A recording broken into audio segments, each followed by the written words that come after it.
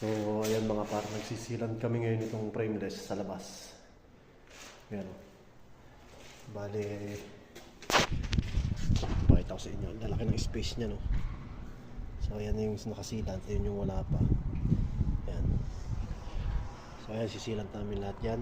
Yung labas. Yan, nakikita niyo yung mga space na yun. Ayan. Silan namin yan. So, gumagamit kami nitong scraper na to. May rubber, may plastic. Para pag in-scrape mo, papantay siya. So, ayan siya. Ayan. Tapos ito yung aming mga sealant. Ayan, dami. Isang box yan, baka kulang pa yan. Tapos ito. Ayan, yan lang naman ang ginagamit namin.